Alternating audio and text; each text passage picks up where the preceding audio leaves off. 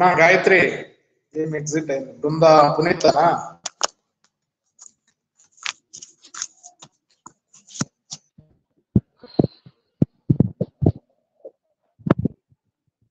Hello చెప్పండి sir. ఈ fifth problem వేసారమ్మా, తెలుగు మీడియంది రాసుకున్నారా? రాసుకున్నాం సార్. ఎస్ ప్రాక్టీస్ చేశారా? Yes sir.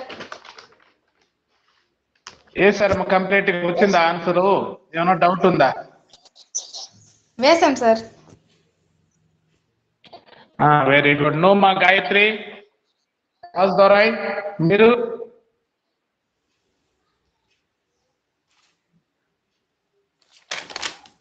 Hello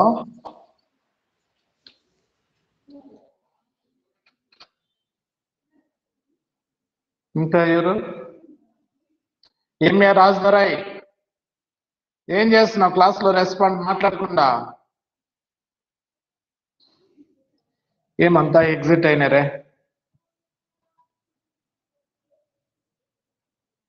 network problem ఏ ప్రాబ్లం ఉన్నాయో చెప్తే అనేవాళ్ళు లేదుయా. ఎవరమ్మా ఇంకా? శ్రావణి రైట్. పోతే ఇది అర్థమైంది కదమ్మా, 5వ ప్రాబ్లం వేశారైతే అందరూ. ఏమ్మా పునీత? వేసాం సార్. నువ్వు పూర్ణిమ?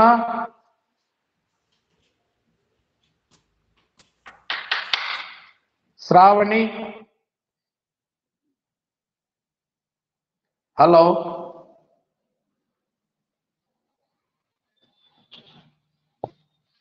చెప్పండి, రెస్పాండ్ అవ్వండి మా. మినిమము క్లాస్ అటెండ్ అయ్యి ఊరికే మ్యూట్ లో పెట్టేస్తే ఎలా అది?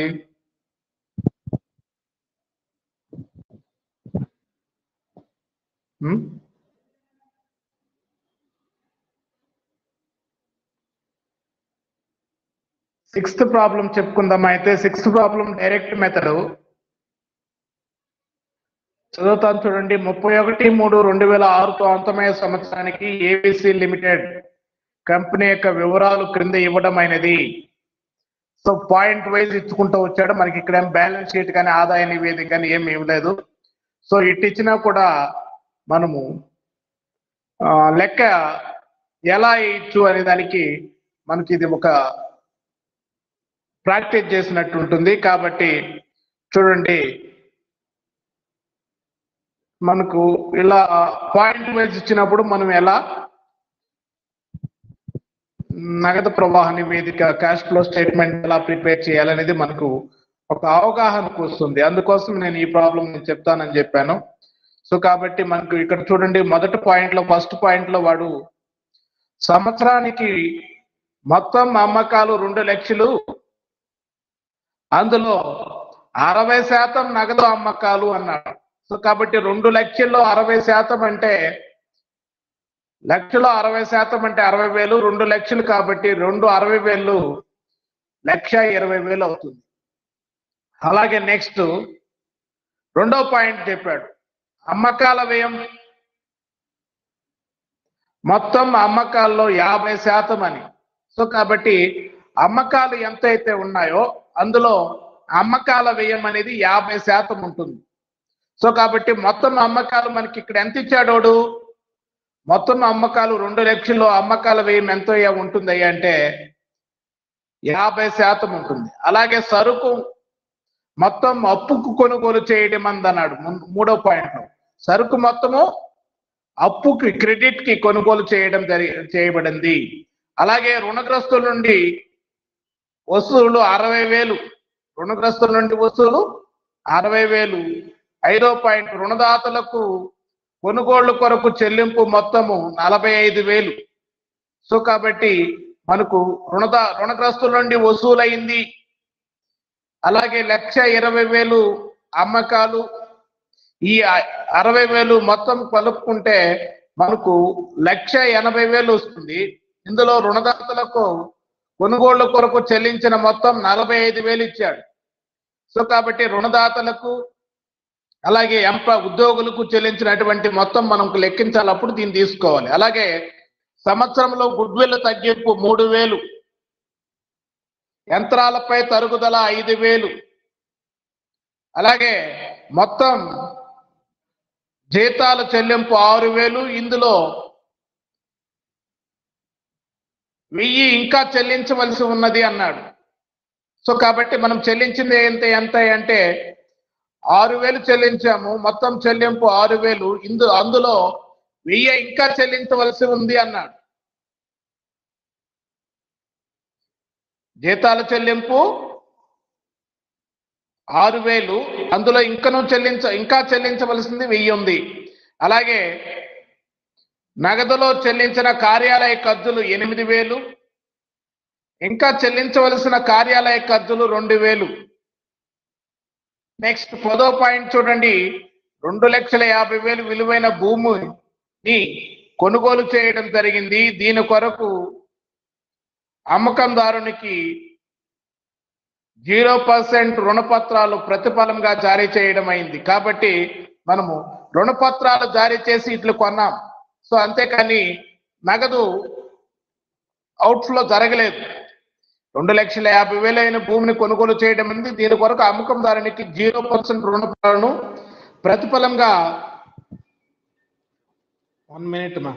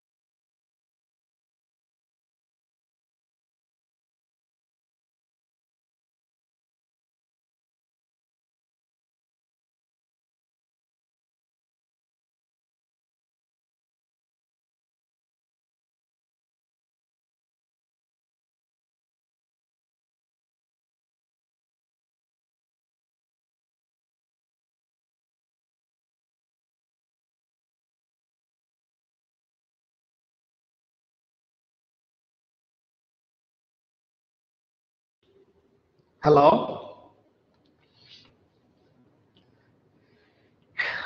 మా చెప్పండి సార్. పునీత, అది ప్రాబ్లం చదువుతా ఉన్నా, వింటున్నారు కదమ్మా? వినిపిస్తుంది కదా వాయిస్ క్లియర్ గా? వినపడతాను సార్.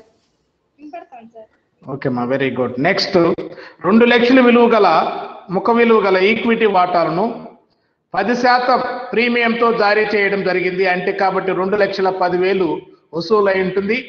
10,000 ఇది నాన్ ఆపరేటింగ్ ఇన్కమ్. మనకు దీని మీద 10% అంటే 20,000 వసూలు అయి ఉంటుంది అనుకోండి. 2 లక్షల మీద 10% అంటే ఎంత ప్రీమియము? 20,000 non operating income. ఇది ప్రాఫిట్ అండ్ లాస్ అకౌంట్ కి క్రెడిట్ చేస్తుంటే కనుక మనం ఇప్పుడు దాన్ని లెస్ చేసుకోవాలి. ఓకేనా? అలాగే 12,000 పుస్తక విలువ కలిగిన ఒక యంత్రాన్ని 15,000కు అమ్మడం జరిగింది. కాబట్టి ఇది కూడా 3,000 లాభానికి అమ్మారు. ఇది కూడా నాన్ ఆపరేటింగ్ ఇన్కమ్ కనుక దీన్ని కూడా మనం లెస్ చేసుకోవాలి. రైట్. ఇంకా చూడండి,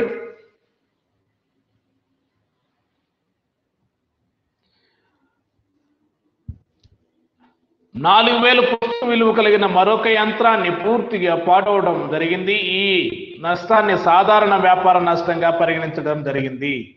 సో కాబట్టి ఇది సాధారణ నష్టంగా పరిగణించబడింది అంటున్నాడు.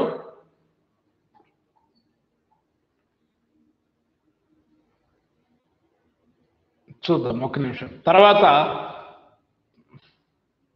14వ పాయింట్ చూడండి. 1,50,000 విలువ కలిగిన ఒక వాహనమును కొనుగోలు చేయడం జరిగింది. సంవత్సరంలో చెల్లించిన డివిడెండ్ 40,000, ఆదాయ పన్ను చెల్లింపు 10,000. లాస్ట్ పాయింట్ 31/3/2005 నగదు బ్యాంక్ నిల్వలు 25,000. ప్రత్యక్ష పద్ధతిని ఉపయోగించి నగదు ప్రవాహ నివేదికను తయారు చేయండి అన్నాడు. సో ఇందుకోసం మనకు ఇచ్చినటువంటి సమాచారం అది మనం పైన చదివినటువంటిది. సో కాబట్టి ఇప్పుడు మనకు అమ్మకాలు ఎంత అయినాయి అంటే ఖాతాదారుల నుండి వచ్చినటువంటి నగదు, మళ్ళీ నేను ప్రాబ్లం చెప్తా వస్తాను చూడండి. ఖాతాదారుల నుండి వచ్చినటువంటి నగదు మనం కనుక్కోవాలి అంటే ఫస్ట్ అమ్మకాలు 60% నగదు అమ్మకాలు అన్నాడు. నగదు వసూలు అయి ఉంటుంది 1,20,000 ప్లస్ రుణగ్రస్తుల నుండి వసూలు అయినటువంటిది 60,000. ఓకేనా? అంటే ఈ రిమైనింగ్ 40% అరువు అమ్మకాల్లో రుణగ్రస్తులు ఉంటారు. వాళ్ళ నుంచి ఎంత వసూలైందంటే 60,000. కాబట్టి మొత్తం మనకు వసూలైంది 1,80,000 వసూలైంది. అయితే పంపిణీదారులకు ఉద్యోగులకు చెల్లించినటువంటి నగదు మనం క్యాల్కులేట్ చేసుకోవాలంటే సరుకుల కొరకు మనం రుణదాతలకు చెల్లించింది 45,000. అలాగే నెక్స్ట్ మొత్తం జీతాలు చెల్లింపు 6,000 ఇచ్చినాడు. అందులో ఇంకా చెల్లించవలసినటువంటిది అన్నాడు. సో ₹1,000 కాబట్టి దాన్ని యాడ్ చేసుకుంటే మొత్తం 6,000 ప్లస్ 1,000 7,000. 7,000కి ఇంకొక 8,000. ఎందుకంటే ఇక్కడ ఈ 2,000 ఎందుకు తీసుకోలేదు అంటే ఇక్కడ పైదానికి మొత్తం జీతాలు చెల్లింపు 6,000 ప్లస్ అందులో ఇంకా చెల్లించవలసింది అన్నాడు. దాంట్లోనే ఇంకా జీతాల్లోనే ఇంకా చెల్లించవలసింది ₹1,000 ఉంది కాబట్టి యాడ్ చేసుకుంటున్నాం, ప్లస్ చేసుకుంటున్నాము. అలాగే కింద కార్యాలయ ఖర్చులు 8,000. అలాగే ఇంకా చెల్లించవలసిన కార్యాలయ ఖర్చులు అంటే ఈ చెల్లించలేదు కనుక మనం యాడ్ చేసుకోలేదు. అంటే ఇందులో ఇంకా చెల్లించవలసింది అన్నాడు. ఏడు అలా అనలేదు. 2వ పాయింట్లో 9వ పాయింట్లో చూడండి, నగదు చెల్లించిన కార్యాలయ ఖర్చులు 8,000 ఇంకా చెల్లించవలసింది అంటే ఇంకా నగదు మన దగ్గర నుంచి పోలేదు కాబట్టి ఈ 2,000 తీసుకోలేదు. అదే విధంగా ఉంది కదా, పైన ₹1,000 ఎందుకు తీసుకున్నాము అంటే అక్కడ కారణం ఏంటి అంటే ఈ 6,000లో అందులో ఇంకా చెల్లించవలసి ఉన్నాయి. 6,000 కాకుండా ఇంకా ₹1,000 చెల్లించవలసి ఉంది. ఓకేనా? సో కాబట్టి దీన్ని మనం యాడ్ చేసుకున్నాం. రైట్. సో అది మనం అర్థం చేసుకోవాల్సినటువంటిది అక్కడ. కాబట్టి మొత్తం పంపిణీదారులకు చెల్లించింది ఒకటే, మనకు 58,000 అవుతుంది. అంటే 45,000 ప్లస్ 6,000 మైనస్ 1,000 ఇంకా చెల్లించలేదు కాబట్టి 1,000 అంటే మైనస్ ప్లస్ చేయలేదు. ఇది ₹1,000 లెస్ చేసినాం. 6,000లో ఇంకా మనం చెల్లించాల్సింది ఉంది. ఎంత ఉంది? 1,000 ఉంది. సారీ, నేను మీకు అర్థమయ్యేట్టుగా మళ్ళీ ఒకసారి చెప్తాను చూడండి. 6,000 మొత్తం జీతాలు చెల్లింపు ఉంటే అందులో ఇంకా 5,000 చెల్లించాల్సి ఉంది అందులో అన్నాడు క్లియర్గా. సో కాబట్టి మనము 5,000 చెల్లించినట్టు, రిమైనింగ్ ₹1,000 ఇంకా చెల్లించలేదు కాబట్టి డైరెక్ట్గా 5,000 అన్నా క్యాష్, 45,000కి 5,000 అన్నా తీసుకోవచ్చు, లేదా 6,000 వేసుకొని ₹1,000 లెస్ చేసి 8,000 ఇంకా చెల్లించవలసింది అంటే చెల్లించలేదు కనుక మనము ఆ 2,000 తీసుకోలేదు, చెల్లించిన దాన్నే తీసుకుంటున్నాం. అంటే ఇక్కడ పైన ఏం చెప్పాడు అంటే 6,000లో ఇంకా ₹1,000 చెల్లించవలసి ఉంది. కాబట్టి వాడు యాక్చువల్గా జీతాల కింద చెల్లించింది 6,000 అయితే జీతాలు ఎంత చెల్లించినట్టు? 5,000 చెల్లించినాడు. కాబట్టి మనం 6,000 మైనస్ 1,000 వేసుకుంటే 5,000 వస్తుంది. ఇక్కడ రెండవది ఎందుకయ్యా 8,000 కార్యాలయ ఖర్చులు? 2000 ఇక్కడ ఎందుకు లెస్ చేయలేదు అంటే ఇవి ఇంకా చెల్లించలేదు కాబట్టి మనం ఇది తీసుకోలేదు, చెల్లించినటువంటివి మాత్రమే తీసుకున్నాం. కాబట్టి 45,000కి 45,000 ప్లస్ జీతాలు 5,000 ప్లస్ కార్యాలయ ఖర్చులు 8,000, మొత్తం 58,000 ఉంది. సో కాబట్టి పంపిణీదారులకి చెల్లించినటువంటి పంపిణీదారులకి ఉద్యోగులకు చెల్లించినటువంటి మొత్తం చూస్తున్నారమ్మా. కాబట్టి మనకు అక్కడ 58,000 అవుట్ఫ్లో జరిగింది. 1,58,000లో మనకు 80,000లో 58,000 అవుట్ఫ్లో జరిగితే ఇంకా నిర్వహణ కార్యకలాపాల నుండి ఇచ్చినటువంటి నగదు మనకు 1,22,000 ఉంటుంది. 1,22,000 ఉంటుంది. అక్కడి వరకు అర్థమైందమ్మా? హలో హలో మా పునీత, ఏమర్థమైంది చెప్పు, ఏమర్థమైంది చెప్పాలా? ఎక్కడి దాకా అర్థమైంది మీకు? జ్యోతి, నేను ఫస్ట్ కొంచెం కన్ఫ్యూజన్గా చెప్పాను. ఏమేమి చేశాము అక్కడ చెప్పండి. 1,80,000 అమ్మకాలు ఎలా వచ్చాయి? ఖాతాదారుల నుంచి వచ్చినటువంటి మొత్తం ఎలా వచ్చింది? సార్ 2 lakhs లో క్యాష్ ఖాతాదారు, వెరీ గుడ్. క్యాష్ వచ్చేసి 1,20,000 వస్తుంది సార్. వెరీ గుడ్ మా. క్రెడిటార్స్ నుంచి వచ్చింది 60,000 యాడ్ చేసుకుంటే 1,80,000. అంటే రిమైనింగ్ 40% మనం క్రెడిట్ కమ్మాం కదా, అప్పు కమ్మాం కదా, వాళ్ళ దగ్గర నుంచి ఎంత వచ్చిందంటే మనకు 60,000 వచ్చింది. మొత్తం ఎంత వసూలైంది మొత్తం ఖాతాదారుల దగ్గర నుంచి? ఇదొక నగదు అమ్మకాల వల్ల 1,20,000 ప్లస్ అదొక రుణగ్రస్తుల నుండి మనకు రావాల్సినటువంటి అరువు అమ్మకాలు రుణగ్రస్తుల నుంచి రావాల్సింది 60,000, మొత్తం 1,80,000 వసూలయ్యింది. అయితే ఈ 1,80,000కి మనం ఖాతాదారులకి ప్లస్ ఉద్యోగులకు చెల్లించినటువంటిది మొత్తం కనుక్కోవాలి అంటే 45,000 ఏందది?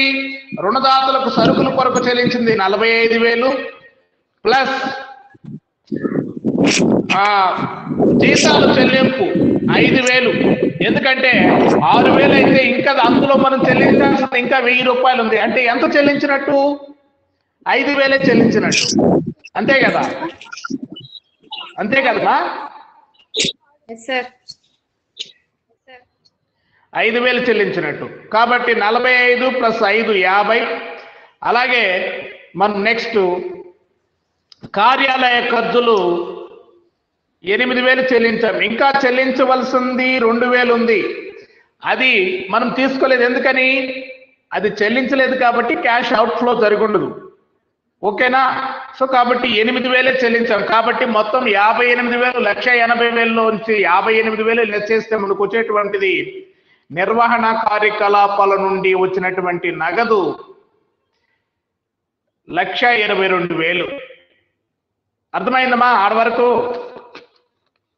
నిర్వహణ కార్యకలాపాల నుండి వచ్చినటువంటి 1,22,000 వసూలైంది. ఈ 1,22,000కి మనము మళ్ళీ ఆదాయ పన్ను చెల్లించాం. ఆదాయ పన్ను 10,000 పోతే రిమైనింగ్ 1,12,000 మనకు నిర్వహణ కార్యకలాపాల నుండి వచ్చినటువంటి నికర నగదు. నిర్వహణ కార్యకలాపాల నుండి వచ్చినటువంటి నికర నగదు. ఓకేనా? అర్థమైంది మాట వరకు? టోటల్ ఫస్ట్ మనము డైరెక్ట్ మెథడే కాబట్టి ఈ 10,000 ఆదాయ పన్ను చెల్లించింది లెస్ చేస్తే రిమైనింగ్ మనకు నిర్వహణ కార్యకలాపాల నుండి నికర నగదు ప్రవాహము 1,12,000 వస్తుంది. రైట్. నెక్స్ట్ పెట్టుబడుల నుండి వచ్చినటువంటి నగదు చూడండి. పెట్టుబడులు ఏమేమో కొనుగోలు చేస్తున్నాం, కానీ 2,50,000 భూమిని కొనుగోలు చేశాం. దీని కొరకు అమ్మకందారునికి రుణపత్రాలు జారీ చేశాం, 0% రుణపత్రాలు. కాబట్టి నగదు అవుట్ఫ్లో జరగలేదు. నగదు అవుట్ఫ్లో జరిగింది అక్కడ లేదు. అలాగే మళ్ళీ ఇంకొకసారి ఇచ్చినట్టు చూడండి 11వ పాయింట్లో 11 కాదు 14వ పాయింట్లో 1,50,000 విలువ గల ఒక వాహనాన్ని కొనుగోలు చేయడం జరిగింది, వాహనం కొనుగోలు చేయడం జరిగింది. సో కాబట్టి ఇది ఇక్కడ అవుట్ఫ్లో జరుగుతుంది నగదు. అక్కడ డిబెంచర్లు జారీ చేశాడు కాబట్టి నగదు ప్రవాహం జరగలేదు. కానీ ఇది ఏమీ చెప్పలేదు కాబట్టి 1,50,000 విలువ గల ఒక వాహనం కొనుగోలు చేయడం జరిగింది అన్నాడు కాబట్టి ఇది అవుట్ఫ్లో జరిగి ఉంటుంది. కాబట్టి దీన్ని పెట్టుబడి అంశంల కింద చేసుకుంటాము. అలాగే ఇంకొకటి వచ్చేసి మనకు యంత్రాన్ని అమ్మాం, 12,000 విలువ గల ఒక యంత్రాన్ని 15,000కు అమ్మడం జరిగింది.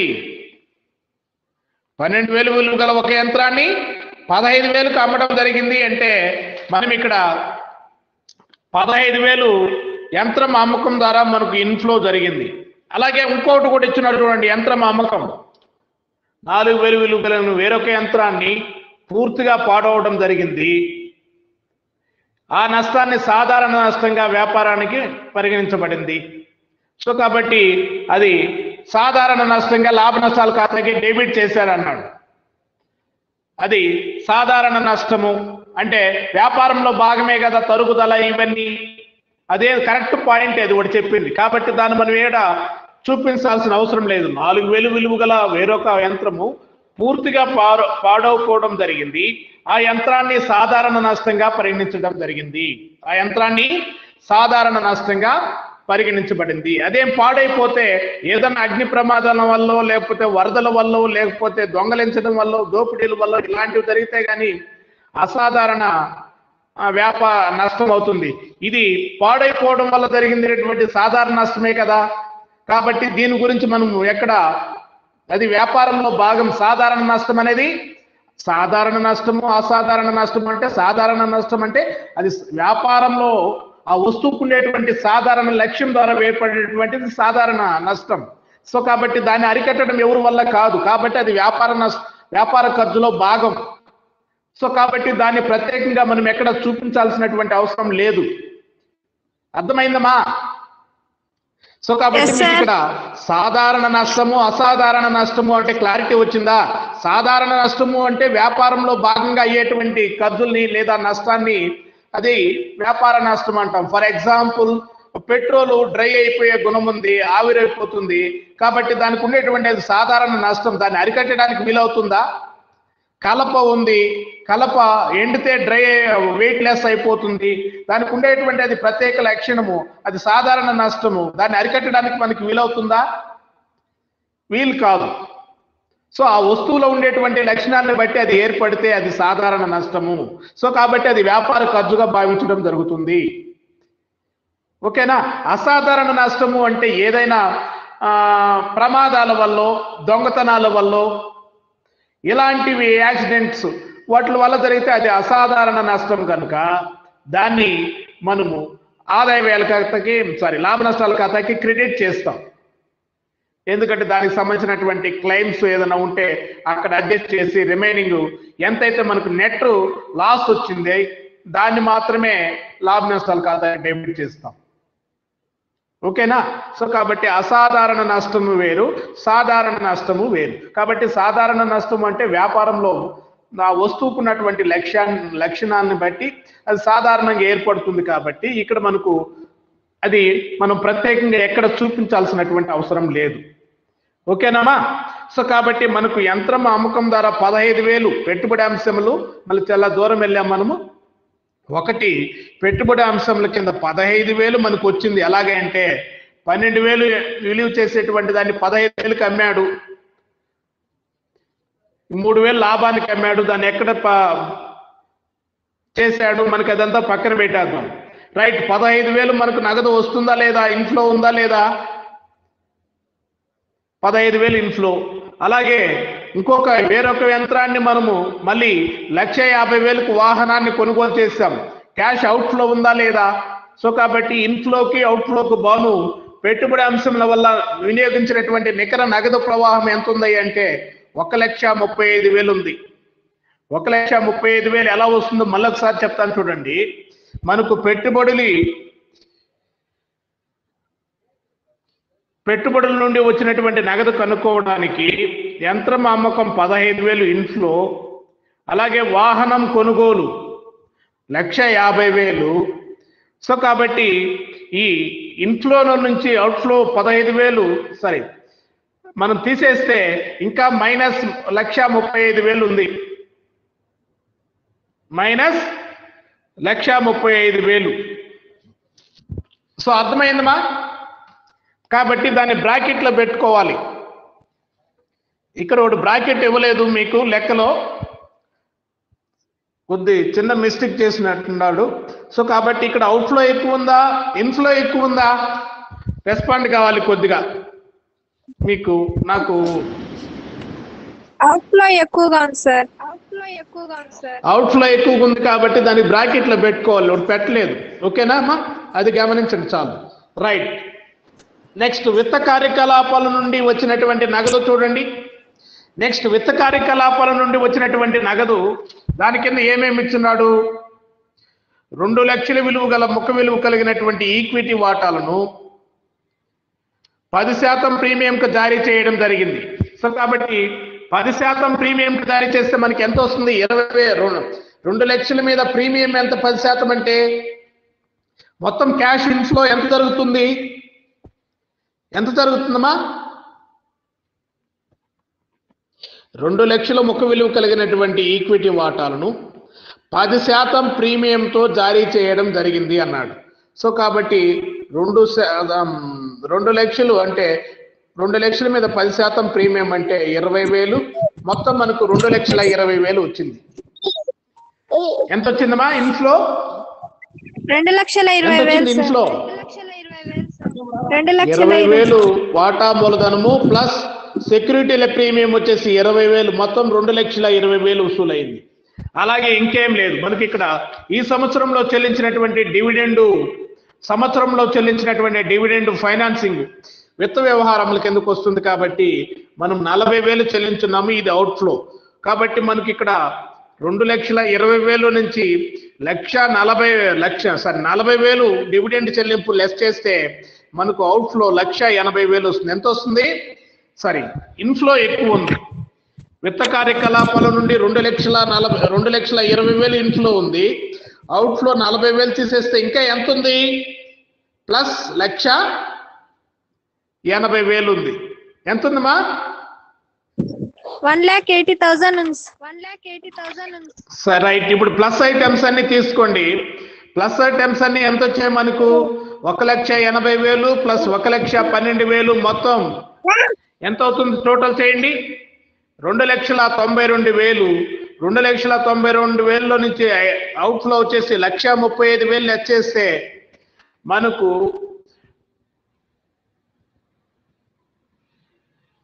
ఎంత ఉందో చూడండి.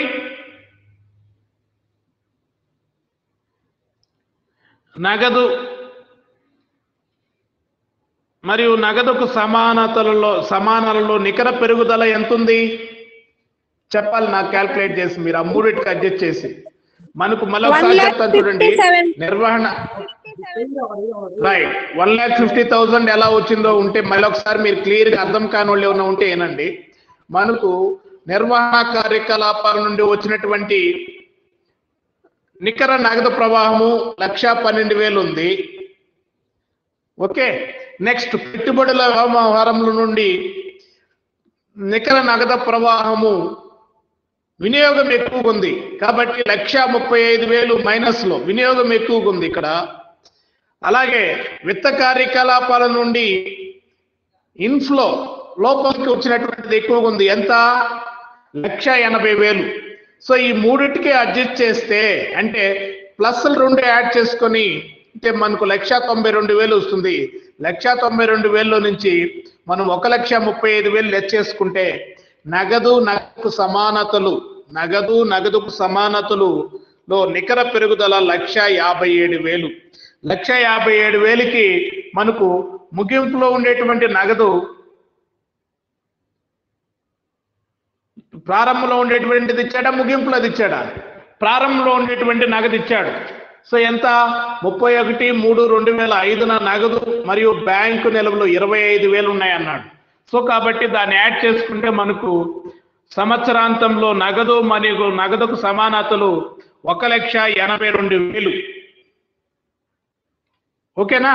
కింద నోటు కూడా ఇచ్చినాడు మనకి. లెక్కలో మీరు గమనిస్తే చూడండి, భూమిని 2,50,000కు కొనుగోలు చేసి 0% రుణపత్రాలు జారీ చేయడం జరిగింది. కాబట్టి దానికి రుణపత్రాలు జారీ చేశాడు కాబట్టి అక్కడ అది మనకు నగదుకు అవుట్ఫ్లో జరిగినట్టు మనం భావించలేదు. ఓకేనా? సో కాబట్టి అది ప్రాబ్లము. మీకు పాయింట్ వైజ్ మళ్ళీ అర్థమైందా లేదా మళ్ళీ ఒకసారి ఏది ఎక్కడ వేసామనేది నేను చెప్తూ వస్తాను. చూడండి, ఫస్ట్ పాయింట్, సంవత్సరానికి మొత్తం అమ్మకాలు 2 లక్షలు, అంతేనమ్మా?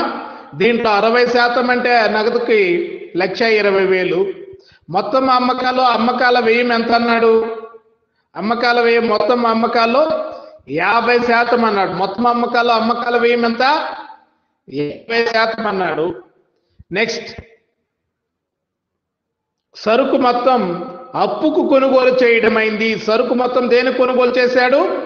అప్పుకు కొనుగోలు చేయడమైంది. అందుకోసం రుణదాతలకు చెల్లించినటువంటి మొత్తము 45,000. సంవత్సరంలో గుడ్విల్ తగ్గింపు 3,000. యంత్రాలపై తరుగుదల మొత్తం, ఇవన్నీ మనము ఇండైరెక్ట్ మెథడ్లో అయితే తీసుకొని ఉంటాం. ఓకేనా? మనము అమ్మకాల ద్వారా మన నికర లాభం ద్వారా తీసుకుంటే ఇవన్నీ యాడ్ చేసుకుని ఉంటాం. కాబట్టి మనకి ఇక్కడ ఏం తీసుకోవాలి అంటే ఇవన్నీ పక్కన పెట్టి మనము ఇక్కడ ఓన్లీ ఖాతాదారుల నుండి వచ్చినటువంటి నగదు కనుక్కోవడానికి మనం అమ్మకాల నుండి 1,20,000 ప్లస్ 60,000 1,80,000. దీనికి సప్లైదారులకి మరియు ఎంప్లాయీస్కి చెల్లించినటువంటి నగదు కనుక్కోవాలి. కాబట్టి మనం దానికి రుణదాతలకు సరుకుల కొరకు చెల్లించింది 45,000. అలాగే 6,000 జీతాలు, అందులో అన్నాడు క్లియర్గా 6,000లో ఇంకా 1,000 రూపాయలు చెల్లించాలన్నాడు. కాబట్టి చెల్లించలేదు కాబట్టి మనం 5,000 తీసుకుంటాము. అలాగే నిర్వహణ ఖర్చులు వచ్చేసి 8,000. మొత్తం 58,000 లెక్క చేస్తే మనకు 1,22,000 నిర్వహణ కార్యకలాపాల నుండి వచ్చినటువంటి నగదు వస్తుంది. దానికి ఆదాయ పన్ను తీసేస్తే మనకు నిర్వహణ కార్యకలాపాల నుండి నికర నగదు 1,12,000. ఓకే, ఇది నెక్స్ట్ పాయింట్. చూడండి, ఇక్కడే ఈ గుడ్విల్ అన్ని పక్కన పెట్టాం. మొత్తం జీతాలు చెల్లింపు 6,000. అందులో ఇంకా 1,000 రూపాయలు చెల్లించవలసి ఉంది కనుక 1,000 రూపాయలు తీసేసి 5,000 వేసుకున్నాము. నగదులో చెల్లించిన కార్యాలయ ఖర్చులు 8,000. ఇంకా చెల్లించవలసింది 2,000. ఇది చెల్లించలేదు కాబట్టి 8,000 మనం తీసుకున్నాము. 2,50,000 విలువైన భూమిని కొనుగోలు చేయడం, దీనికి అమ్మకందారునికి 0% రుణపత్రాలు ప్రతిఫలంగా జారీ చేయడం అన్నాడు.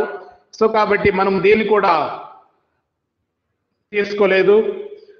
2,00,000 మొక్క విలువ కలిగిన ఈక్విటీ వాటాలను 10% ప్రీమియంతో జారీ చేయడం జరిగింది అన్నాడు. కాబట్టి మనకు అది ఫైనాన్సింగ్ యాక్టివిటీస్, విత్త కార్యకలాపాల నగదు కింద వసూలైనట్టు 2,20,000 వేసుకున్నాము.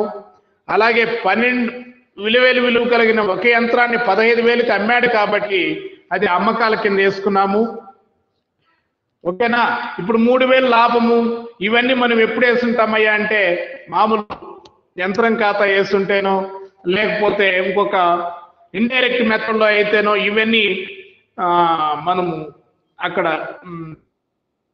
చేస్తుండాలి. ఎలాగా? ఇది ఆపరేటింగ్ లాభం కాదు కనుక యంత్రం అమ్మితే ఆ 3,000 లాభ నష్టాల ఖాతా క్రెడిట్ చేస్తుంటారు కనుక మనం లెస్ చేస్తుండాలి ఇండైరెక్ట్ మెథడ్. సో మనకి ఇది డైరెక్ట్ మెథడ్ కాబట్టి వాటిలన్నిటితో పని లేదు. సో కాబట్టి యంత్రం అమ్మకం ద్వారా 15,000 వచ్చింది. వాహనం కొనుగోలు ద్వారా 1,50,000 పోతే నికరం ఎంత ఉంది? 1,35,000 ఉంది. ఇన్ఫ్లో కాదు, అవుట్ఫ్లో. రైట్. అలాగే విత్త కార్యకలాపాల నుండి నగదు ప్రవాహం చూడండి. వాటాలు జారీ చేసినటువంటి వచ్చినటువంటి నగదు 2,20,000. డివిడెండ్ చెల్లించినటువంటిది మొత్తం 40,000 చేసుకుంటే 1,80,000. సో ఇప్పుడు మనకు ఈ మూడింటికి సర్దుబాటు చేసినటువంటి నిర్వహణ కార్యకలాపాల నికర నగదు 1,12,000. పెట్టుబడుల్లోని వినియోగించినటువంటి నికర నగదు మైనస్ లో ఉంది కనుక ఇది -30,000 మళ్ళీ లెస్ చేస్తాం మైనస్ లో. అలాగే విత్త కార్యకలాపాల నుండి నగదు ప్రవాహం నికరము 1,80,000 ఉంది కాబట్టి ఈ ఇన్ఫ్లోలని యాడ్ చేసుకుని అవుట్ఫ్లో లెస్ చేస్తే మనకు నగదుకు సమానాలలో నికర పెరుగుదల 1,57,000, ఓపెనింగ్ బ్యాలెన్స్ యాడ్ చేసుకుంటే 25,000, మనకు 1,82,000 ఇది సంవత్సరాంతంలో నగదుకు సమానాలు ఉన్నాయి. సో కాబట్టి ఇక్కడ లెక్క కూడా చూడండి, 12,000కి 15,000 తీసుకున్నాం. అలాగే 40,000 విలువ కలిగినటువంటి మరొక ఏకాన్ని పూర్తిగా పాడవడం జరిగింది కాబట్టి అది సాధారణ నష్టంగా పరిగణించడం జరిగింది. నిజమే, అది సాధారణ నష్టమే, రైట్. పోతే 1,50,000 విలువ కలిగినటువంటి ఒక యంత్రాన్ని మనము కొనుగోలు చేశాం కాబట్టి దాన్ని పెట్టుబడి అంశంల కింద చూపించాం, ఇన్వెస్టింగ్ యాక్టివిటీస్. అలాగే సంవత్సరాంతంలో చెల్లించినటువంటి డివిడెండ్ ఫైనాన్సింగ్ యాక్టివిటీ కింద చూపించాం. ఆదాయ పన్ను ఆపరేటింగ్ యాక్టివిటీ కింద 10,000 లెస్ చేశాం. అలాగే మీకు ప్రారంభంలో ఉండేటువంటి నగదు బ్యాంకు నిల్వలు 25,000 యాడ్ చేసుకుంటే మనకు ముగింపు సంవత్సరాంతంలో ఉండేటువంటి నగదుకు సమానతలు వచ్చేసినాయి. సో ఇది ప్రాబ్లము. సో ఇంకా దీంట్లో మీకు ఇప్పటికి 2-3 సార్లు నేను రిపీట్ చేసి చెప్పాను. ఇంకా ఏదైనా డౌట్ ఉంటే మళ్ళీ ఒకసారి అయినా చెప్తాను, నో ప్రాబ్లం. మీకు ఎక్కడైనా ఏదైనా పలానా పాయింట్ నేను విన్నాను సార్, నాకు పలాంది అర్థం కాలేదు, మళ్ళీ ఒకసారి చెప్పండి అంటే నేను చెప్తాను, నో ప్రాబ్లం. పూర్తిగా వినకుండా మీరు క్లాసులకు అటెండ్ అయ్యి ప్రయోజనం లేదు. మీ అటెండెన్స్ ఎలాగా తక్కువ ఉంది, చాలా మంది తక్కువ మంది వస్తున్నారు. ఈ నెల నుంచి మీకు ఈ అటెండెన్స్ సేమ్గా మీ సచివాలయాలకు పంపడం జరుగుతుంది. అక్కడ మీకు ఫీజు రియంబర్స్మెంట్కి అంటే జగనన్న విద్యాదేవునికి నీకు ఎలిజిబిలిటీ ఉందా లేదా అనేది వాళ్ళే చెప్తారు. సో కాబట్టి మీరు క్లాసులకి రెగ్యులర్గా అటెండ్ అవ్వండి. నా క్లాసే కాదు, ప్రతి క్లాస్కి అటెండ్ అవ్వాలి. నెక్స్ట్ ఇంకా ఇప్పుడు 7వ ప్రాబ్లం అర్థమైంది. 6వ ప్రాబ్లం వేసాం. ఏమ్మా ఎవరు? జ్యోతి, గాయత్రి, శ్రావణి, బాలు, పునీత, సుధాకర్, గోవిందరాజులు, అరుణ్, గణేష్, వాసు, రాజుదొరై, ఉదయ్ కుమార్, సంతోష్. ఏమి ఒకరు రెస్పాండ్ కాదు. పునీతన, పూర్ణిమ.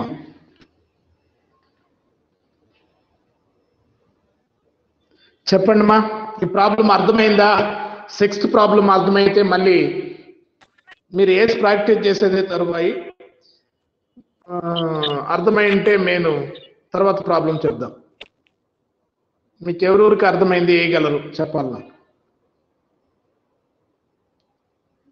ఏమ్మా జ్యోతి?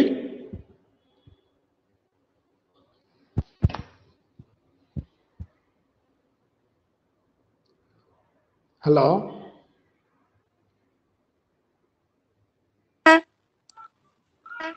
చెప్పమా. అర్థమైంది సార్. 6th ప్రాబ్లము అర్థమైంది. రిమైనింగ్ ఓల్డ్ రెస్పాండ్ అయి చెప్తే కదా. శ్రావణి, బాలు అర్థమైంది సార్. నీకు మా పునీత అర్థమైందా? సుధాకర్, గోవిందరాజులు, అరుణ్. అర్థమైంది సార్. Very good. గణేష్ ఉన్నావా? అందరూ ఉండారంటవా? వాసు, రాజుదారి, ఉదయ్ కుమార్. అర్థమైంది సార్. ఏమి గణేష్ చేస్తున్నావా? ఏమి చాలా రోజుల తర్వాత రెస్పాండ్ అయినావు రాజుదారై? హెల్త్ బాగాలేదు సార్, రావాలి సార్. ఇప్పుడు బాగుందా? బాగుంది sir. Very good, take care. Okay sir. Right. Next తర్వాత గణేష్. చెప్పండి సార్. ఏం ప్రాబ్లమ్స్? ఏ యూనిట్లు వేస్తున్నావు? ఎన్ని వేస్తున్నావు? ఏం మధ్యలో ఎప్పుడు మాట్లాడలేదే? నిన్న ఒక రోజు మాట్లాడినావా? సైలెంట్ గా ఉంటాను సార్, ఏం మాట్లాడలేదు. ఓరే వరే వరే ఏమే సిగ్గుపడుతున్నావేమే? సిగ్గే చదువుకునే కాడ. సరే ఓకే, నో ప్రాబ్లం. ఇప్పుడు ప్రాబ్లమ్స్ అన్ని వేసావా? 4th యూనిట్ లో ఎన్ని వేసారు? అన్ని వేసి ప్రాక్టీస్ చేస్తున్నావా? ఆయన జగన్నాథ్ వెరీ గుడ్. అర్థం అవుతుందా? జగన్నాథ్ కూడా చేస్తున్నాడు. పనికి పోతున్నాడా? అవును సార్. Right, very good. ఇప్పుడు అర్థమైందా? ఇంతకుముందు మీకు బోత్ ఇంగ్లీష్ మీడియం ప్రాబ్లమ్స్ ఒక 3 పెట్టాను, వేసారా?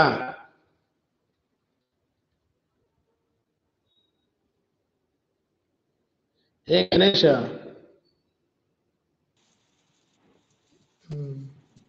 వేస్తున్నాం సార్.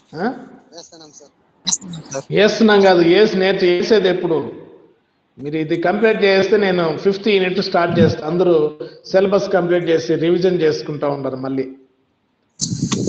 నేనే లేట్ చేసి మీరు ప్రాక్టీస్ చేసి నేర్చుకుంటే కదా. సరే, 7వ ప్రాబ్లం చెప్తాను చూడండి. 7వ ప్రాబ్లము ఒకసారి బ్రీఫ్గా చెప్పేస్తాను, దాన్ని కూడా మీరు వేసి ప్రాక్టీస్ చేయండి. ఇది indirect method, 7th problem.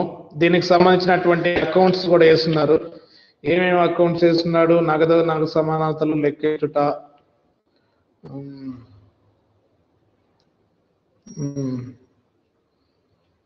Working note 1, 2, 3 తరుగుదల నిధి ఖాతా వేస్తున్నాడు. 8th ప్రాబ్లం వచ్చేసి 8th ప్రాబ్లం కూడా ఇండైరెక్ట్ మెథడే, అది కూడా చెప్తాను. మీరు వేసి ప్రాక్టీస్ చేయాలి. ఇంకన్నీ దానికి వర్కింగ్ నోట్ చాలా ఉంది. 9th ప్రాబ్లం కూడా, 9th ప్రాబ్లం మరి ఇండైరెక్ట్ డైరెక్ట్ 2 ఇచ్చున్నాడు. 9th ప్రాబ్లము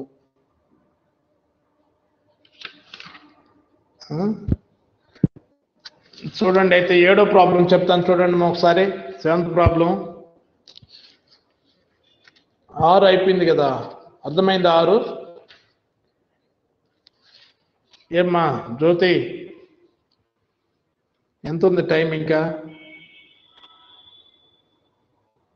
ఇంకో 10 minutes ఉందా? సరే, మీరు వేసి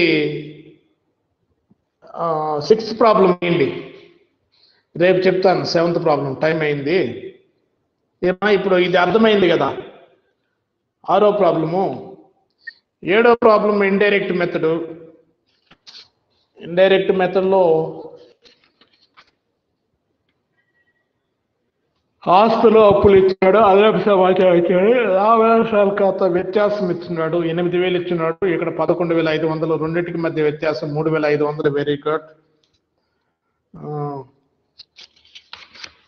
పెట్టాను కదమ్మా, మీరు ఎవరు రెస్పాండ్ కాలేదే మరి? మా జ్యోతి వెళ్ళిందామి? పునీత చెప్పండి సార్. ఇది 6వ ప్రాబ్లం మీకు అర్థమైంది కాబట్టి మా ప్రాక్టీస్ చేయండి.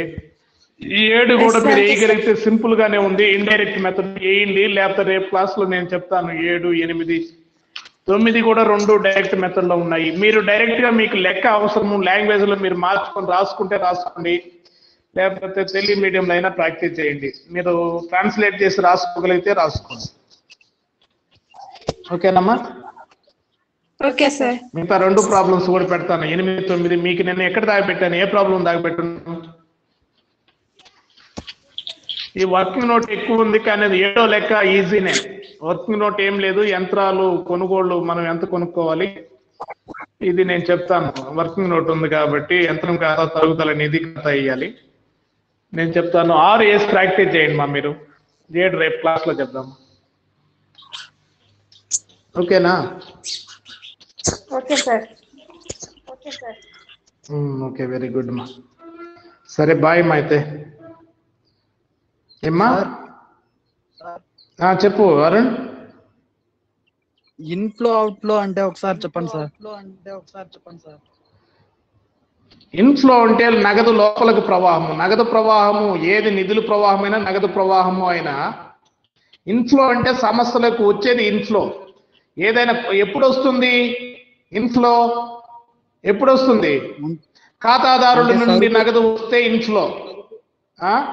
ఖాతాదారు డైరెక్ట్ మెథడ్ అనుకోండి.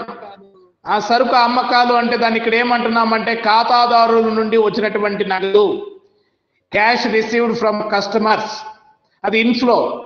అదే రుణదాతలకు అంటే సరుకు కొనుగోలుదారులకు, రుణదాతలకు లేదా ఇంకా ఆదాయ పన్ను ఈ చెల్లించామనుకోండి అవుట్ఫ్లో. అంటే నగదు సంస్థలో ప్రతి లెక్క మంది అని ఫీల్ మన అకౌంటింగ్ కాన్సెప్ట్ లోనే మనకు ఉంది కదా బిజినెస్ ఎంటిటీ కాన్సెప్ట్. కాబట్టి మనం సంస్థ మనది అనుకోండి. కాబట్టి ఆ వ్యవహారం చదివినప్పుడు అక్కడ ఇన్ఫ్లో ఉందా అవుట్ఫ్లో ఉండేదని మనం భావించుకోవాలి. ఇన్ఫ్లో అంటే నగదు ప్రవాహం లోపల సంస్థలోకి అని. ఎప్పుడు వస్తుంది అది నువ్వే చెప్పావు. ఖాతాదారు నుండి సరుకు అమ్మినప్పుడు, ఖాతాదారు నుండి నగదు వసూలైనప్పుడు. అవుట్ఫ్లో అంటే రుణదాతలకు చెల్లించినప్పుడు, ఆదాయ పన్ను చెల్లించినప్పుడు, ఇదంతా అవుట్ఫ్లో. సో అలా మనము ఆ నగదు ప్రవాహాన్ని 3 రకాలుగా వర్గీకరించాం. ఏంటి 3 రకాల వర్గీకరణ? నగదు ప్రవాహము మనం నిధుల ప్రవాహం లాగా కాకుండా, నిధుల ప్రవాహాన్ని ఏం చేస్తున్నామంటే నిధుల ప్రవాహ నివేదిక తయారు చేయడానికి మనము నిర్వహణ మూలధనంలో మార్పులు చూపేటువంటిది ఒకటి, మరియు ఫండ్స్ ఫ్లో స్టేట్మెంట్ 2 తయారు చేశాము. ఇక్కడ అలా కాదు. నిధుల నగదు ప్రవాహ నివేదికని 3 రకాలుగా వర్గీకరించి మనం వేస్తున్నాం. అంటే దాంట్లో ఆపరేటింగ్ యాక్టివిటీస్, నిర్వహణ కార్యకలాపాల నుండి నగదు ప్రవాహం ఎంత ఉంది, పెట్టుబడి వ్యవహారం నుండి నగదు ప్రవాహం ఇన్ఫ్లో ఉందా అవుట్ఫ్లో ఉందా. అంటే పెట్టుబడి వ్యవహారం అంటే ఏం తీసుకుంటాము? స్థిరాస్తులను అమ్మడము, కొనడము. అమ్మినప్పుడు ఏం జరుగుతుంది? స్థిరాస్తి పోతుంది, నగదు ఇన్ఫ్లో అవుతుంది. స్థిరాస్తి బయట పోతుంది, నగదు ఏమవుతుంది? ఇన్ఫ్లో అవుతుంది. అదే మనము స్థిరాస్తులు, యంత్రాలు, ఫర్నిచరు, వాహనాలు ఏదైనా కొన్నామనుకోండి, నగదు ఏమవుతుంది? కొంటే అవుట్ఫ్లో అవుతుంది. కాబట్టి ఆ రెండింటికి మధ్య అవుట్ఫ్లోని మనము బ్రాకెట్లు అన్న పెట్టుకోవచ్చు, లేదా మైనస్ సింబల్ అన్న పెట్టుకోవచ్చు. ముందు అవుట్ఫ్లో దానికి మైనస్ పెట్టుకోవచ్చు, లేదా బ్రాకెట్లో పెట్టుకోవచ్చు. కాబట్టి మీకు మ్యాథ్స్ కదా, ఎంపీసీ కదా తరుణ్, నువ్వు అరుణ్, రైట్. కాబట్టి ఈ మైనస్లు ప్లస్లు అడ్జస్ట్ చేసుకొని ఒక్కొక్క యాక్టివిటీ నుంచి మనము క్యాష్ ఫ్లో అనేది కేటగరైజ్ ఇంటూ మనము కేటగరైజ్ చేసాము. కాబట్టి ఆపరేటింగ్ యాక్టివిటీస్ ద్వారా నెట్ క్యాష్ ఫ్లో ఎంత, ఇన్వెస్టింగ్ యాక్టివిటీస్ ద్వారా నెట్ క్యాష్ ఫ్లో ఎంత, ఇన్ఫ్లో ఉందా అవుట్ఫ్లో ఉందా. అలాగే ఫైనాన్సింగ్ యాక్టివిటీస్, విత్త కార్యకలాపాల నుండి ఇన్ఫ్లో ఎక్కువ ఉందా అవుట్ఫ్లో ఎక్కువ ఉందా, మళ్ళీ టోటల్ చేసి అవుట్లో వేసుకొని ఈ 3 సర్దుబాటు చేసుకుంటాం. ఈ 3 కార్యకలాపాల నుండి నగదు, పెట్టుబడి ఉండే అంశముల నుండి నగదు, విత్త కార్యకలాపాల నుండి నగదు, ఈ 3టిని సర్దుబాటు చేసి వేసుకొని దీనికి ఓపెనింగ్ లో ఉండేటువంటి క్యాష్ మరియు క్యాష్ ఈక్వలెంట్స్, నగదుకు సమానతలు కనుక యాడ్ చేసుకుంటే మనకు ఆటోమేటిక్ గా వాడు క్లోజింగ్ లో బ్యాలెన్స్ షీట్ ఇచ్చుంటే క్లోజింగ్ బ్యాలెన్స్ ఇచ్చుంటాడు. కాబట్టి ఆన్సర్ మనకే కరెక్ట్ గా వచ్చేస్తుంది. సో కాబట్టి ఇన్ఫ్లో అంటే నగదు లోపలికి ప్రవాహము. ఈ నగదు ప్రవాహాన్ని మనము 3 రకాలుగా వర్గీకరించి చేస్తున్నాం. నగదు ప్రవాహాన్ని వాటిని నిర్వహణ కార్యకలాపాలు అని, పెట్టుబడి కార్యకలాపాలు అని, విత్త కార్యకలాపాలు అని 3 రకాలుగా వర్గీకరిస్తున్నాం. ఓకేనా?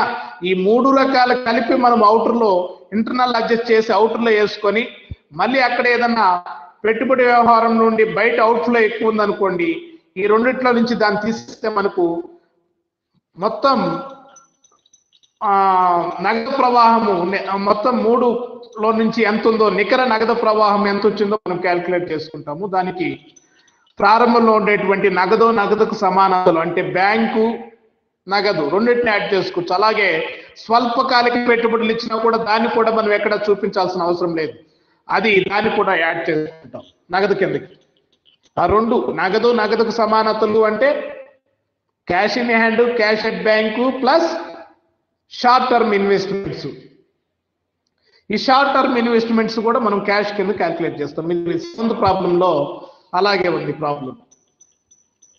సో అది డైరెక్ట్ మెథడ్. ఇండైరెక్ట్ మెథడ్ కూడా అంతే. కాకపోతే ఇండైరెక్ట్ మెథడ్ లో ఏం చేస్తామని అంటే నికర లాభాన్ని తీసుకొని ఇక్కడ అమ్మకాల్లో నుంచి మనం అన్ని తీసేస్తాం. కొనుగోలుదారులకి ఎంత పోయింది, ట్యాక్స్ ఎంత చెల్లించాము, మనకు నెట్ ఇన్ఫ్లో ఎంతో ఆపరేటింగ్ యాక్టివిటీస్ ద్వారా వచ్చింది. ఇక్కడ అలా కాదు, ఇండైరెక్ట్ మెథడ్ ఏం చేస్తున్నాము, ఇండైరెక్ట్ మెథడ్ లో నెట్ ప్రాఫిట్ తీసుకుంటాము, ట్యాక్స్ బిఫోర్ ఇన్కమ్ ట్యాక్స్ తీసుకొని, ఓకేనా, తీసుకొని దీనికి మనం ఏం చేస్తున్నాము, add non cash non operating activities debited to profit and loss account ఏ అయితే ఉంటాయో అవన్నీ యాడ్ చేస్తాం, less non current and non operating activities credited to profit and loss account ఇవన్నీ లెస్ చేస్తాము. అలాగే నిర్వహణ ఆస్తులలో మార్పుల కొరకు సర్దుబాటు అని పెట్టి ప్రస్తుత ఆస్తులు పెరిగితే లెస్ చేస్తాము, ప్రస్తుత ఆస్తులు తగ్గితే యాడ్ చేస్తాము. కాబట్టి దానికి ఆపోజిట్ లో ప్రస్తుత అప్పులు పెరిగితే యాడ్ చేసుకుంటాము, తగ్గితే లెస్ చేస్తాం. అదే విధంగా చేస్తే మనకు అప్పుడు నిర్వహణ కార్యకలాపాల నుండి నికర నగదు ప్రవాహం ఎంత ఉందో తెలుస్తుంది. మిగతా ఇండైరెక్ట్ మెథడ్ లో కూడా పెట్టుబడి అంశంలో కార్యకలాపాల నుండి నగదు ప్రవాహము, విత్త కార్యకలాపాల నుండి నగదు ప్రవాహము, ఇండైరెక్ట్ మెథడ్ లో ఆ రెండు ఏం మారు. ఓకేనా అరుణ్? సరే సార్. Right sir. మళ్ళీ నీకు అర్థం కాకపోతే చెప్పిన వీడియో మళ్ళీ ఒకసారి వీడియో లింక్ చేసుకుని మళ్ళీ నీకు అర్థమయ్యేదాకా ఎన్నిసార్లు అయినా విను. ఓకేనా? రేపు చెప్తాను, ఇంకా డౌట్ ఉంది. రైట్.